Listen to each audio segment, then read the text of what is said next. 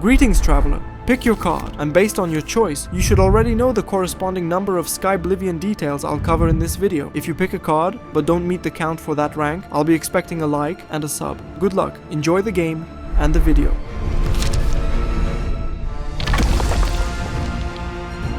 Let's start with the urns. In Skyrim, we're used to seeing them in Nordic ruins, where we constantly interact with them, smaller, bigger, different variants. In one of my previous videos, the card should pop up in the top right corner. I actually predicted that the developers would likely integrate these urns into Skyblivion, and to my pleasant surprise, that came true. So we'll get something Oblivion didn't have but Skyrim did, and now it's organically blended with Ayleid aesthetics in Cyrodiil. Now to the question, is the armor adaptation for different races in Skyblivion finished? There are shots in the dev video showing an Argonian wearing a leather helmet adapted to racial features, and a Khajiit in Brusephamilians set with a helmet variant that has ear slots. Here's the iron helmet adaptation as well, so it's logical to expect the sets will have versions for Khajiit and Argonian characters. We'll keep an eye on official updates. Remember how in Oblivion the cheese models repeated and there was almost no variety? In Skyblivion the developers moved over all those cheeses we had in Skyrim. It seems like a trifle, but in my opinion it's precisely such details that make the world more varied and more alive. Now to the real gem. On the official Skyblivion website,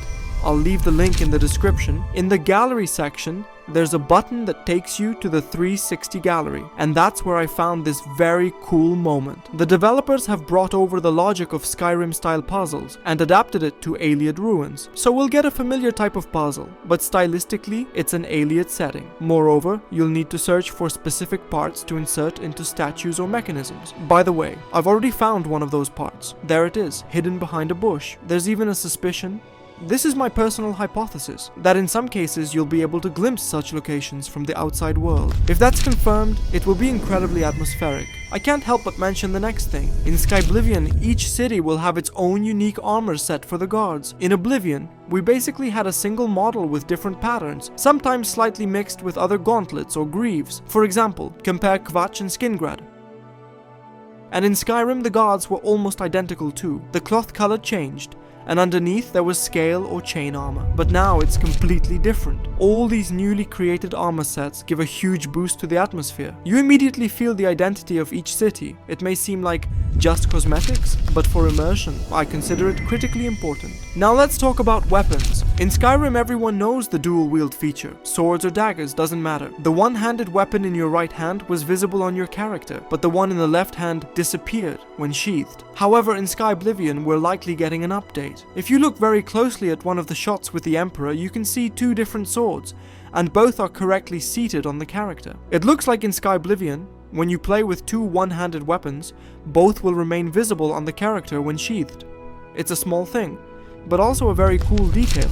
In Skyblivion, goblins become a fully fledged social group. There are rock paintings where they tell certain stories, roles, statuses like cook, warlord, shaman, whom the smaller goblins revere, plus different tribes with different values, relationships, and even feuds between goblin tribes. It's a really cool level of detail. The creatures stop being just another mindless mob we use to grind some skill, and instead they gain culture. Together with the everyday upgrades like cheeses or the city-specific guard sets, this pushes the feeling of a living world to the maximum. The start of the game is always the same for us.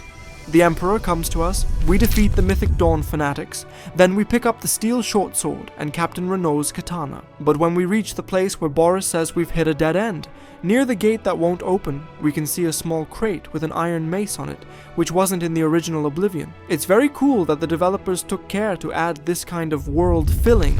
Remember how in Oblivion status effect icons with durations, both positive and negative, appeared at the top of the screen. In vanilla Skyrim that wasn't a thing, only via mods. In Skyblivion I noticed a very quick moment. During a fight with goblins, in the top right corner an icon flashes when a fireball hits us, and after that you can see the status effect indicator. Right now it looks minimalistic, but it seems the developers are working on stylizing these pictograms to match the overall Skyblivion style and effectively bring back Oblivion's clear logic. And by the way, this also ties neatly into my video on Skyblivion mechanics. If you're curious, check it out. A link will pop up in the top right corner. In Oblivion, children use the regular glass sword model, but it had a few small details and a blue tint. In Skyrim, it's basically the same, except the devs didn't add even those small details to the model. But in Skyblivion, they did a very cool thing. The pack of glass weapons there is its own, but children specifically will use the old Oblivion model. So in the new set, this sword becomes unique. A neat, direct callback to the classic. Alright, traveler, the video's over, and so is the game.